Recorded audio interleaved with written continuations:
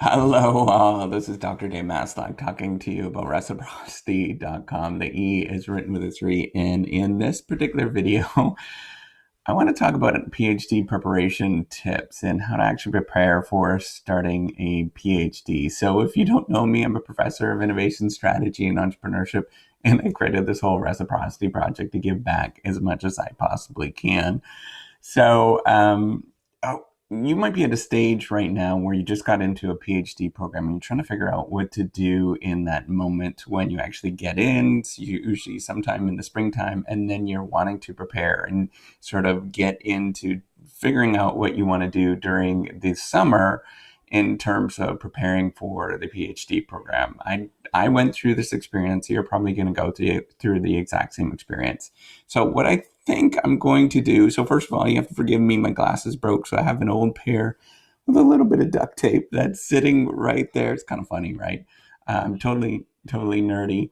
And then my kids are in the next room over, so you might hear them from time to time. But what I was thinking to do with this video or a series of videos is doing it sort of a multi-part video series in that it's going to cover the basics in terms of what sort of computers and software and stuff like that you might need, books that you might sort of think about, and where to just find some of the basic stuff before you jump into going into a PhD. And now I have some tips in this video immediately. But if you're interested in all of this kind of stuff, just leave some comments below and let me know. And if you want to sort of support the whole reciprocity project, let me know. And then I could do, like, I can create some, maybe it's blog posts or something like that with some affiliate links in it, where you can get some of this stuff. But in general, this is all sort of free for you. But, if you want to support it in any sort of way, you could definitely do that. And let me know whether you want me to build a resource like that. But I'm happy to do these videos. Anyways, so in terms of, what should you do during that moment when you get into a PhD and you're thinking of doing the sort of PhD route. So the first thing that I would do is maybe find the most recent articles in your field and just look at those most recent articles and read a couple of them. You don't have to read a lot, but just read a few of them.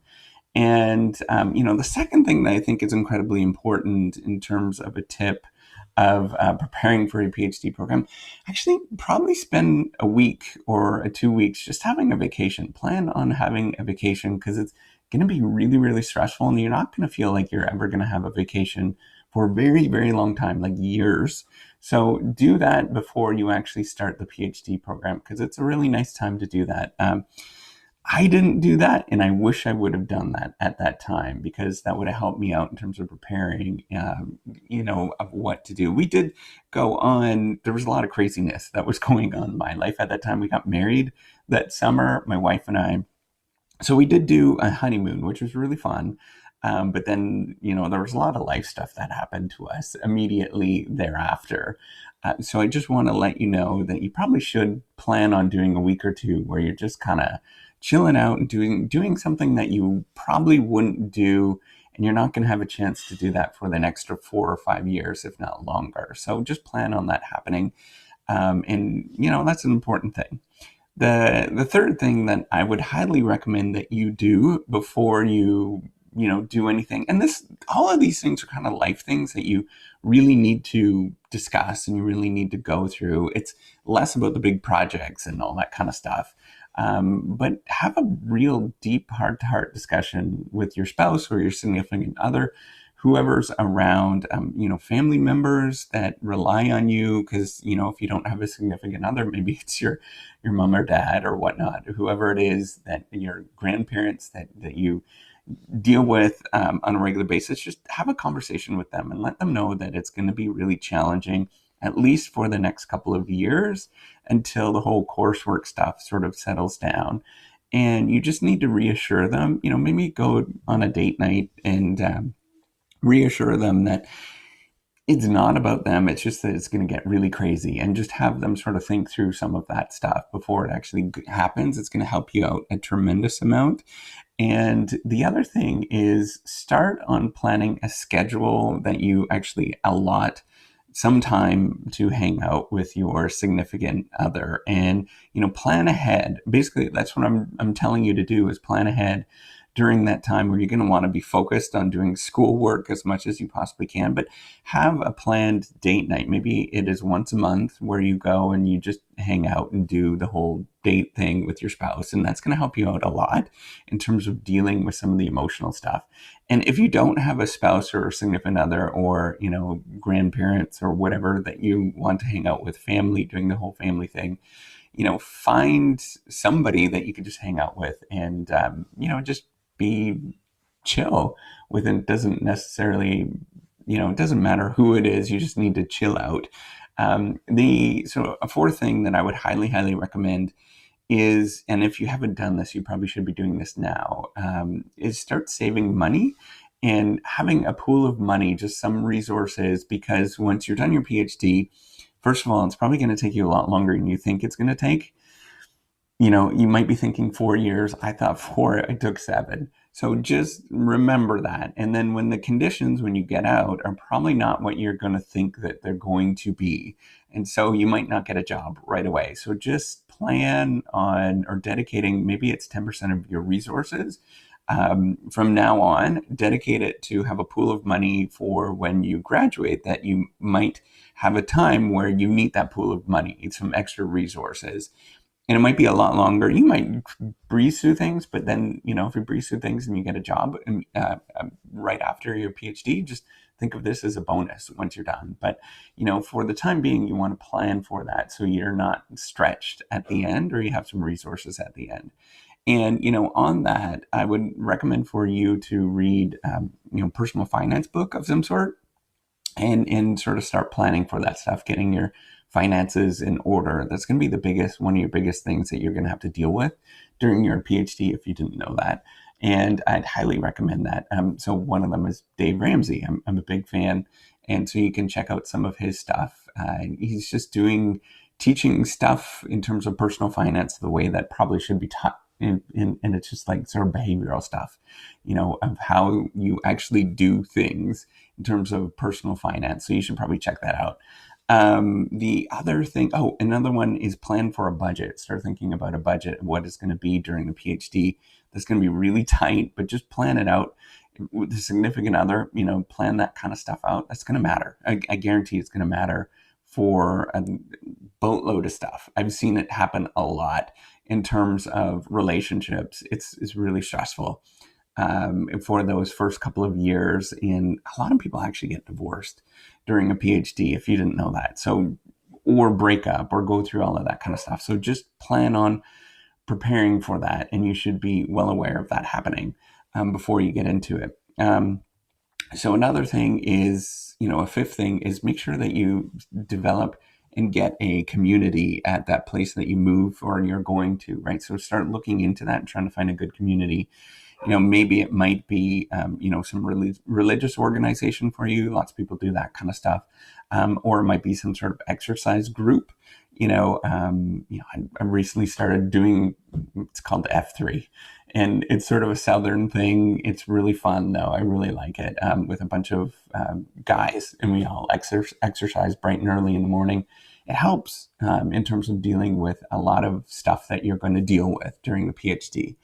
And, a sixth thing, I think I wish I would have done, looking back, this was totally a missed opportunity for me.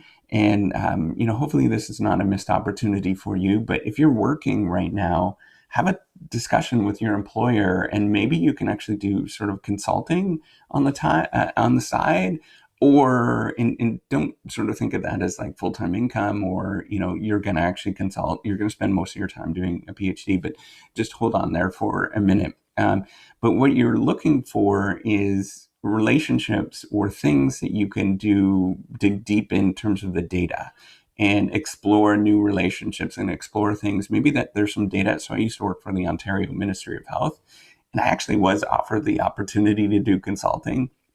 So I was working on a project and I turned it down. And that was a mistake, because I could have used the data and used the sort of relationships to dig deep into some really interesting data. And if you can get this proprietary, interesting data, at a place that you're currently working at, it's going to help you out immensely. And so look for those things and actually have conversations and just be upfront that this is what you're going to do and you'd like to go and do a PhD. And if there's ways that you can partner, so that's an important thing. It's sort of way to frame it is partnering, in terms of you do analytical stuff for them, and then you maybe write a paper or a white paper at the end of it in terms of your findings, and maybe they can even provide some money for you to do this kind of stuff. That can greatly help out during the process. And then the other thing, it is really relevant, right? So it's a problem that is relevant to industry and a problem that's relevant to academia at the same time. And that's important to do that. If you come in with data, and in any PhD program, particularly in business or economics or psychology or whatever, they're going to be chomping at the bit because that's really cool. A lot of PhD supervisors, a lot of other people would love to get that data. That's really super cool when people do that kind of stuff. I'd highly, highly stress that, to look into those opportunities. It was a missed opportunity on my part. And I look back and I'm like, that was a total mistake. So don't make that mistake. Do that. And it's going to help you out. Have that conversation, be open and upfront. This is what you're going to do.